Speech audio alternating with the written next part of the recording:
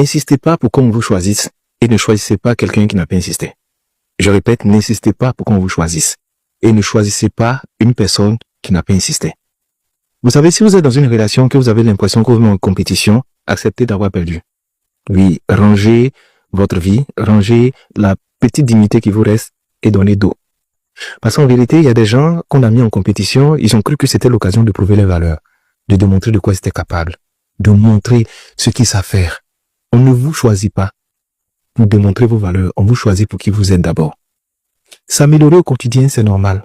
Faire des efforts sur soi, c'est normal. Corriger et rectifier nos erreurs, c'est normal. Mais on ne doit pas vous choisir sur le fait que vous allez accomplir des exploits. On doit vous choisir parce qu'on veut de vous, comme vous êtes, avec une marge d'amélioration, bien entendu. On voit des foyers qui sont déroulés dans lesquels des gens sont en guerre, ils sont en bataille, ils sont en compétition. Celui-là prouve, moi aussi je prouve. Celui-là me demande ça, moi aussi je lui demande. On n'est pas au JO. On n'est pas au JO où le trophée à gagner, c'est le cœur d'une personne. Une personne qui hésite entre deux, laissez-lui le choix d'aller ailleurs.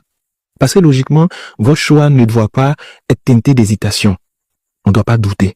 Si la personne doute énormément de son choix vous concernant, il est idéal pour vous que la personne aille ailleurs. Il n'y a rien de plus difficile que de vivre avec une personne qui est constamment dans le doute, qui n'est pas sûre de vous avoir choisi, qui ne sait pas ce qu'elle veut. Là, c'est dangereux. Il faut que les gens puissent être situés sur qu'est-ce qu'ils veulent de la vie. Si c'est vous qu'ils ont choisi, qu'ils se comportent en conséquence. S'ils ne veulent pas de vous, qu'ils aillent ailleurs aussi. Et ne soyez pas la personne qui négocie, qui plaide pour qu'on la choisisse. Sinon, la fin, il y aura beaucoup de honte et beaucoup d'humiliation dedans. Il n'y a rien de plus beau que quand on sait qu'on a été choisi.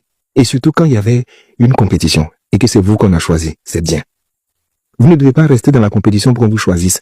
C'est-à-dire, c'est la personne qui observe les différentes forces en présence et qui dit « j'ai choisi telle personne » et qui est convaincue de son choix. Ça va être ce moment que ça vous donne de la valeur. Vous vous respectez, vous considérez et vous êtes prête et prêt à faire tous les efforts qu'il faut pour cette personne parce que vous savez qu'on vous a légitimé et on vous a choisi au milieu de plusieurs choix. Mais c'est pas à vous d'être en compétition avec les options qui sont autour de vous. C'est pas une bonne idée du tout.